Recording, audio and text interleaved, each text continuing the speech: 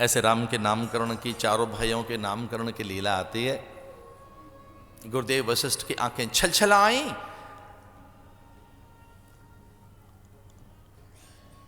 और ये बात कही दशरथ ने कौशल्या के कान में धीरे से कि गुरु को पहली बार जीवन में रोते हुए देखा है।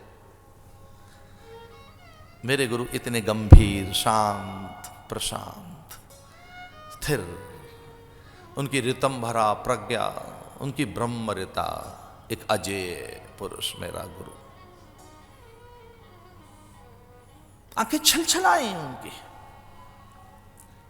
जब दशरथ ने विनय की कि हे गुरुवर मेरे पुत्र का नामकरण कर दीजिए, तो झरझर झरझर निर्झर की तरह से आंखें भीग गईं, और वो बिखरने लगे अश्रु, और उनकी श्वेत दाढ़ी में उलझ गए मोती की तरह से। अच्छे लग रहे थे वो आंसू, क्योंकि एक आवाज दी थी स्वर्ग में देवगुरु बृहस्पति ने कि कभी ऐसा होता नहीं, लेकिन स्वर्ग एक नया नियम बना रहा है। कोई एक स्वर्ग का देवता, कोई स्वर्ग का एक ऋषि मृत्युलोक में जाए,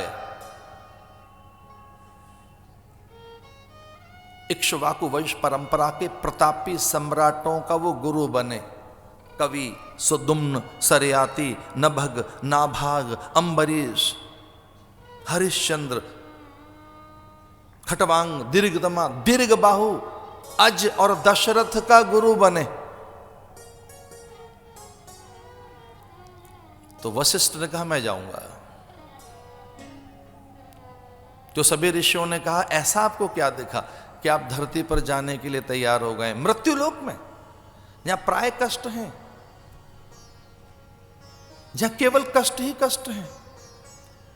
और कई बार जब नारद जी जाते हैं लोक लोकांतरों का भ्रमण करते हुए, कभी वो रुद्रलोक में, वो कभी वैकुंठ में, वो कभी पहुंच जाए ब्रह्मलोक में, तो नारद के चेहरे की चिंताएं दिखती हैं सब।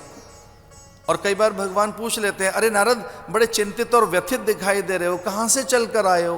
तो वो कहते हैं मैं मृत्युलोक से चलकर आ रहा हूं, जहां के जीव नाना प्रकार के कष्ट भोग रहे हैं।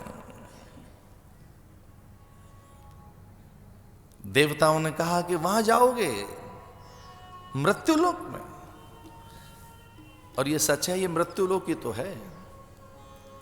जात से ध्रुवो मृत्यु, यहां की हर वस्तु मृत्यु के मुख में है, छींच रही है, नश्वर है, क्षणभंगुर है, नाशवान है, विकारी है, विनाशी है।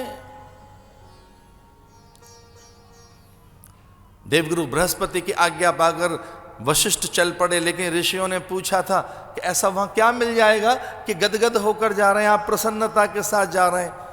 तब उन्होंने कहा वहां एक ही चीज होने वाली है, परमात्मा का गुरु बनने का अवसर मुझे मिलेगा।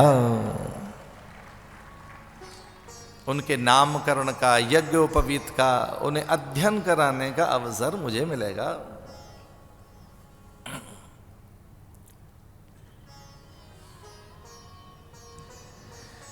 धन्य है दशरथ का आंगन। उस दशरथ के आंगन में देखो तो सही, ब्राह्मणों के झुंड में ब्रह्मा खड़े, सन्यासियों के समूह में शिव हैं, अनुचरों की पंक्ति में स्वयं इंद्र हैं, सेवकों की लंबी अंतहीन कतार में यम, वरुण, कुबेर।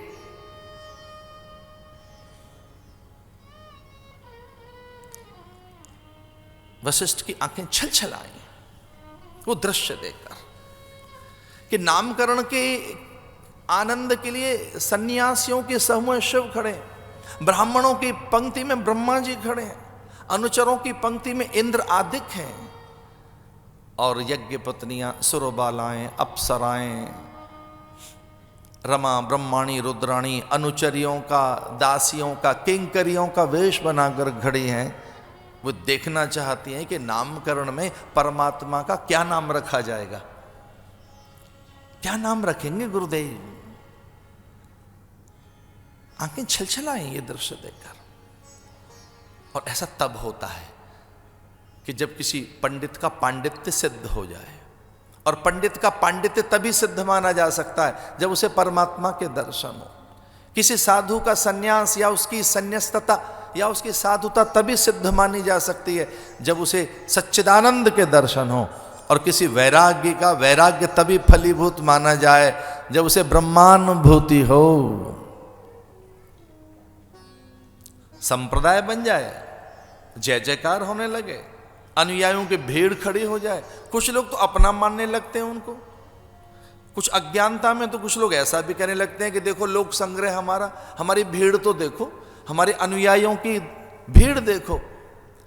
तो कोई एक बहुत बड़े संत मुझसे कह रहे थे कि कोई कह रहा था हमारे अनुयायियों की भीड़ तो देखो। तो मैंने कहा आप क्या कह कर आए? बोले मैंने तो इतना ही कहा कि आप में और गडरिये में कोई अंतर नहीं है। गडरियों को भेड़ें गिनने में सुख मिलता है, आपको चेले गिनने में सुख मिलता है। ये गडरिया पहले 200 भेड़ थी, अब 300 हो गई हैं। गडरिया हुक्का गुड़गुड़ाते हुए और दूसरे गडरिये से कहते जानते नहीं हो अब तो 500 हो गई भेड़ें मेरी इतनी। तो कुछ अज्ञानता में ऐसा भी मान लेते हैं लोग कि भीड़ मेरी है, ये लोक संग्रह मेरा है, ये इतना बड़ा समूह मेरा है। सच मानिए ये मेरा नहीं है, ये राम कथा के लिए आया है, ये राम का संग्रह है।